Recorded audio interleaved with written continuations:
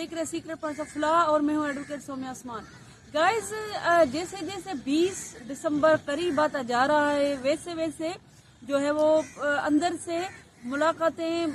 जोर पकड़ रही हैं और साथ साथ में इमरान खान साहब का आप देखें कि लहजा और बयानात भी धीमे पड़ रहे हैं, क्योंकि उनके पास जो है वो जो भी ऑप्शन है उन्होंने सारे खेले और उनका फायदा भी उनको कुछ नहीं मिला। अब बात आ रही है एनआरओ पर। अब जो है वो हमारे जो सदर हैं पाकिस्तान के, वो हुकूमत के जो लोग हैं उनसे मुलाकातें कर रहे हैं और वैसे तो वो सदर हैं और मतलब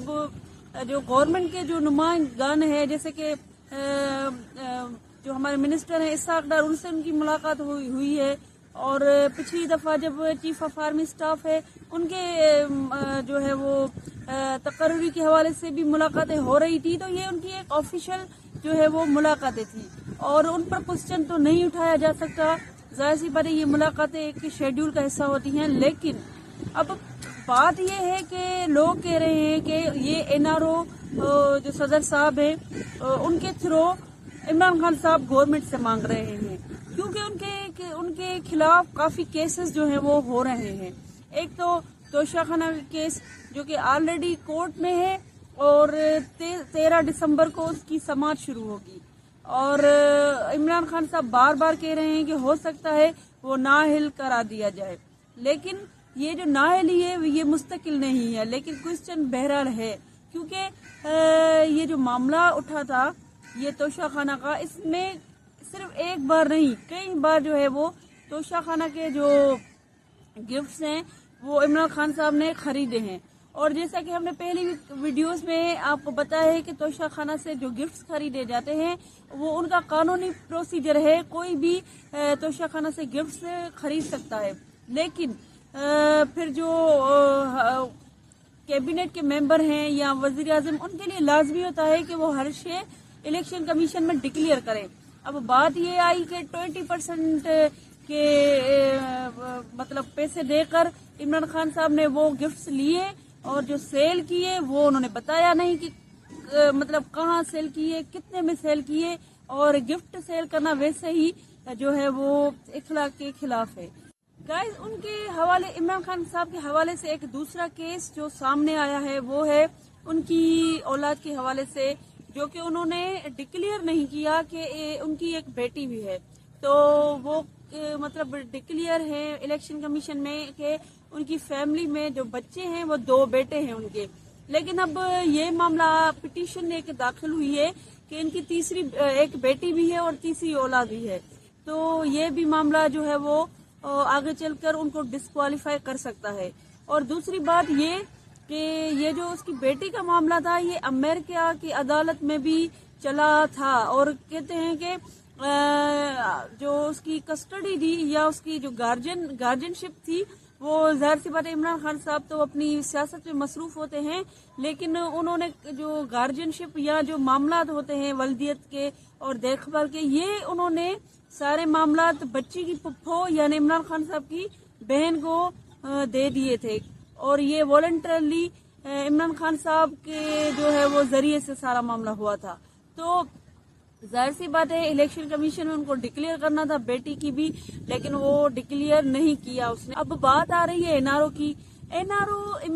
परवेज मुशर्रफ का एक बनाया हुआ कानून था जिसमें उन्होंने शर्त रखी थी कि मुझे जो है वर्दी में रहना दिया जाए, तो फिर जो सियासतदान थे उस टाइम जो मोहतरमा बेनजीर भुट्टो थी और काफी आसिफ जरदारी थे और मतलब काफी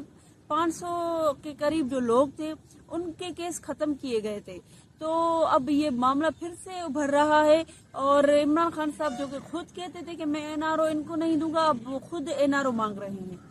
तो गाइज, कानूनी पॉइंट ये है कि प्रेसिडेंट साहब भले एनआरओ मांगे और जो है वो हमारे जो हुकूमत है उनको कहता है कि ज्यादा केसेस अब नहीं बनाए जाएं या जो केसेस है वो खत्म किए जाएं। एनआरओ का बुनियादी मकसद ही यही होता है, लेकिन एक इसमें कानूनी और मैं एक वकील की हैसियत से एक तर्जिया कर रही हूँ, वो ये कि अगर तौहीन अदालत का केस इमरान खान साहब पर लगता है जो कि उन्होंने खुद पाकिस्तान की जुडिशरी को स्कैंडलाइज किया है, تو جوڈیشری نے اس کو پکڑا ہے، اور تو جوڈیشری پر کیسے وہ انٹرفیئر کر سکتی ہے گورنمنٹ؟ اگر گورنمنٹ انٹرفیئر کر سکتی ہے، اگر کرتی ہے، تو یہ بھی سوال اٹھتا ہے کہ جوڈیشری آزاد نہیں ہے، کہ کیونکہ گورنمنٹ جو ہے وہ جوڈیشری کے بھیجے گئے نوٹس پر وہ جو ہے وہ مداخلت کرتی ہے۔ این آر او کا تو بنیادی مقصد یہی ہوتا ہے۔ تو گائز، اور دوسرا جو ہے وہ نیب کے کیسز ہیں۔ اگر نیب کے کیسز بھی لگتے ہیں تو پھر یا الیکشن کمیشن، ان معاملات میں اگر گورنمنٹ انٹرفیئر نہیں کر سکتی، یہ انڈیپینڈنٹ ادارے ہیں ہمارے، تو این آر او ان کو نہیں ملنا چاہیے، فیس کرنا چاہیے ان کو، کیونکہ پہلے بھی سپریم کورٹ کے بہت سارے جو ہے وہ کیسز چلے تھے جس میں الیکشن کمیشن نے کافی لوگوں کو نااہل قرار دیا تھا، جیسے زلفی بخاری دیکھیں یا جیسے نواز شریف دیکھے، لیکن ان پر سپریم کورٹ کہتی ہے الیکشن کمیشن اگر کسی کو نااہل کرتا ہے تو یہ جو ہے نااہلی مستقل نہیں ہوتی۔ تو گائز، یہ جو ہے وہ اگر این آر او کی بات کرتے ہیں تو ان کو زیادہ ہاتھ کچھ نہیں آئے گا۔ اب دوسرا معاملہ یہ ہے کہ پنجاب گورنمنٹ میں آصف زرداری صاحب ہیں، انہوں نے پہلے ہی کہا ہے کہ میں عدم اعتماد لاؤں گا، کیونکہ ان کے لاہور جانے کا مقصد ہی یہی ہے، کیونکہ اسمبلیز وہ اگر تحلیل عمران خان صاحب کرتا ہے، جو کہ نہیں کرے گا، تو اس صورت میں جو ہے اسمبلی اگر تحلیل نہیں کرتا تو اس صورت میں جو ہے وہ عدم اعتماد آ سکتا ہے پنجاب میں۔ گائز، دوسرا جو اہم معاملہ ہے وہ کے پی کے کی گورنمنٹ کا ہے، وہ بھی اسمبلی تحلیل نہیں ہو سکتی، کیونکہ وہاں پر عمران خان صاحب کے اپنے جو لوگ ہیں، اپنی پارٹی کے جو لوگ ہیں، وہ ان کے ساتھ دیتے نظر نہیں آتے، کیونکہ عمران خان صاحب نے اناؤنسمنٹ تو کر دی تھی اسمبلیز تحلیل کرنے کی، لیکن اپنی ہی پارٹی سے، جو کہ وہاں کی حکومت ہے کے پی کے میں، ان سے مشاورت ہی نہیں کی، اور جب اناؤنسمنٹ کے بعد کافی جو ہے وہ بے چینی پائی گئی، اور وہ بھی ان کا ساتھ نہیں دیتے نظر آتے، جس کا فائدہ نون لیگ اور پاکستان پیپلز پارٹی اٹھائیں گے، اور جیسا کہ آصف زرداری پہلے ہی کہہ چکا ہے کہ کے پی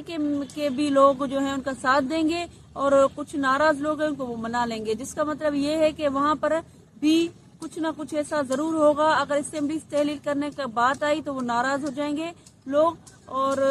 وزیر اعلیٰ بھی ان کا ساتھ نہیں دے گا عمران خان صاحب کا۔ گائز، یہ ہماری جو ہے وہ ایک تجزیہ تھا، آپ سے گزارش ہے چینل کو لائک کریں، سبسکرائب کریں، بیل آئیکن کو پریس کریں تاکہ ہماری ہر ویڈیو آپ تک پہنچتی رہے۔ اللہ حافظ۔